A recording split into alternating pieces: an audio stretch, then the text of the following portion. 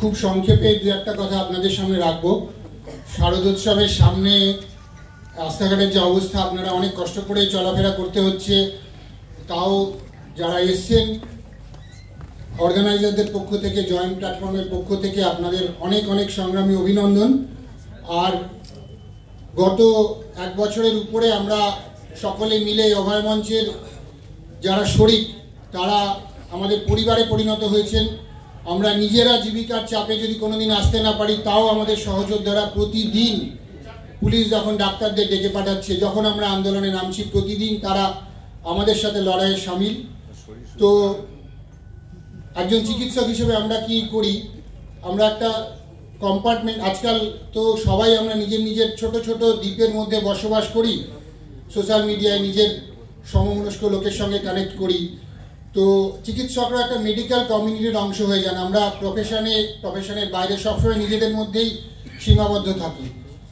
গত এক বছরের বেশি সময় আন্দোলনের মধ্যে দিয়ে আমরা আমাদের নিজেদের ঘরে তো আগুনটা লেগেছিল। আমার নিজের বোন, যে আরজি কর আমার ঘর বাড়ি হয়েছিল এক সময়, সেই আরজি করের ডিউটি রুমের মধ্যে যে আমার বোন, আমার জুনিয়র ধর্ষণ এবং খুন হতে পারে, এটা তো কোনোদিন ছোট থেকে ভাবিনি।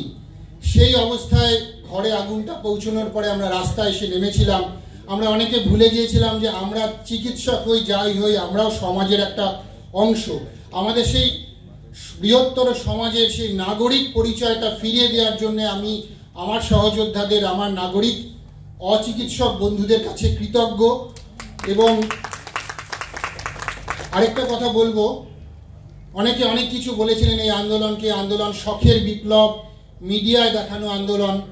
কিন্তু সরকারের যে এই আন্দোলনটা অনেক অনেক ব্যথা দিয়েছে, অনেক যন্ত্রণা দিয়েছে, অনেক যে লেগেছে তাদের, সেইটা প্রমাণ করে দিলেন তারা পরপর অদ্ভুত অদ্ভুত কারণে, অদ্ভুত অদ্ভুত মামলা দিয়ে আমাদের চিকিৎসক অচিকিৎসক সহযোদ্ধাদের একের পর এক ডেকে। যখন আমরা আন্দোলনে উৎসাহ হারিয়ে ফেলছিলাম, যখন আমরা ধৈর্য হারিয়ে ফেলছিলাম, যখন একটা হতাশা আসছিল, একটা মোনোটোনাস ভাব চলে আসছিল, সেই সময় একের পর এক কেস দিয়ে সরকার আমাদের বুঝিয়ে দিতে, পুলিশ প্রশাসন আমাদের বুঝিয়ে দিয়েছে যে আমরা ঠিক পথে আছি এবং আমাদের আন্দোলনের আমাদের আন্দোলনের দিক ঠিক দিকে আছে। তার জন্য সরকারের কাছে আমরা কৃতজ্ঞ।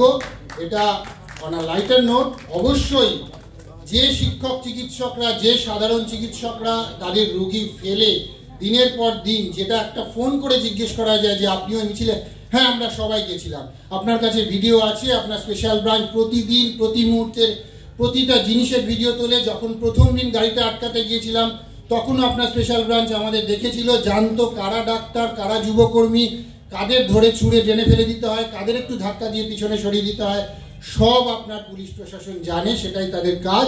ডেকে ডেকে আপনার ব্যাংক অ্যাকাউন্টের নাম্বার, প্যান নাম্বার জিজ্ঞেস করে কাজের সময় আপনার সময় নষ্ট, ডাক্তারদের সময় নষ্ট করার কোনো দরকার আপনার ছিল না। তাই রাষ্ট্র যখন শোষণ যন্ত্র হয়ে ওঠে, তখন রাষ্ট্র যখন নিজের ওয়েলফেয়ার স্টেট কনসেপ্টটা সম্পূর্ণ ভুলে যায়, তখন সাধারণ নাগরিকেরই দায়িত্ব হয়ে দাঁড়ায় যে সংবিধানকে রক্ষা করা। রাজনীতি, বামপন্থা, দক্ষিণপন্থা, বিভিন্ন রাজনৈতিক মতবাদ, এগুলো অনেক পরে। এখন তো সরাসরি সংবিধানের উপর আক্রমণ আসছে, গণতন্ত্রের উপর আক্রমণ আসছে। তাই আমরা চুপ করে বসে থাকার সময় এখন নেই। রাষ্ট্র যতদিন রাষ্ট্রের ভূমিকা পালন করায়, আবার ওয়েলফেয়ার স্টেটের ভূমিকায় ফিরে না আসবে, তখন সাধারণ নাগরিক হিসেবে রাস্তায় থাকাটাই আমাদের কর্তব্য। কেননা এই দেশ, এই রাজ্য আমারও, শুধু নেতামন্ত্রীদের দেশ, নেতামন্ত্রীদের রাজ্য নয়, দেশটা আমারও। তাই আমাদের সবার অধিকার আছে আন্দোলনের পথে থাকার, প্রতিবাদের, প্রতিরোধের পথে থাকার। যতদিন দেশকে আবার আমরা মেরামত করে নিজের পথে আনতে না পারবো, ততদিন আমরা এই প্রতিবাদের পথে থাকবো। আমাদের এই প্রতিবাদের অধিকার সংবিধান দিয়েছে। আজকাল আরেকটা কথা হয়েছে, পুলিশ প্রশাসনের অত্যাচার, দমন পীড়ন তো আছেই, তার সঙ্গে যারা প্রতিক্রিয়াশীল শক্তি, তারা এই আন্দোলনের প্রতিবাদের অধিকার, একটা ভয়েস অফ ডিসেন্ট, বিরুদ্ধতার মতামতকে ধামাচাপা দেওয়ার জন্য দেখবেন একটা কথা বলে যে তুমি এইটাই প্রতিবাদ করতে এসছো, ওইটাই কেন প্রতিবাদ করতে যাওনি? আওরঙ্গজেব যখন শাহজাহানকে অত্যাচার করছিল তখন তো তোমাকে দেখিনি প্রতিবাদ করতে, তাহলে আজকে কেন করছো? তো আমরা বলছি যে আমরা যে যেখানে যেভাবে যতটুকু পারি, সোশ্যাল মিডিয়ায় হোক, রাস্তায় হোক, নিজের জীবন জীবিকা বাঁচিয়ে হোক, একবেলা হোক, দুবেলা হোক, 365 দিন হোক, একদিন হোক, যে যতটুকু পারবো অন্যায়ের প্রতিবাদের পথে থাকবো। কেননা ইতিহাস নইলে আমাদের ক্ষমা করবে না। আমরা অন্তত নিজেদের কাছে সৎ থাকতে পারবো যে 2024 সালে যে নাগরিক জাগরণটা চালু হয়েছিল একটা নৃশংস ঘটনার পরে, সেই নাগরিক আন্দোলনে, সেই নাগরিক প্রতিবাদের মধ্যে আমিও একটা সক্রিয় অংশগ্রহণ করেছিলাম, পারি না পারি চেষ্টাটা করেছিলাম। এইটুকু বিশ্বাস, এইটুকু প্রত্যাশা আগামী প্রজন্মের কাছে, এইটুকু অঙ্গীকার রেখেই আমরা প্রতিবাদের পথে থাকব। আমি শেষ করব একটা কথা বলে, পুলিশ প্রশাসনের কাছে একটাই বার্তা দিতে চাই, রাজনীতির রোলার কোস্টার রাইডের মধ্যে নিজেরা সামিল হবেন না। আইন মেনে চলুন, সংবিধান মেনে চলুন। এই সরকারের ক্ষমতা একমাত্র আছে একটু দূরে ট্রান্সফার করা, তাও পশ্চিমবঙ্গের বাইরে নয়। কিন্তু আইন না মেনে চললে, আজকে যখন সরকারের চেয়ারটা উল্টে যাবে, তখন কিন্তু আপনি সংবিধান মেনে, আইন মেনে চলেছিলেন কিনা সেই প্রশ্ন উঠবে।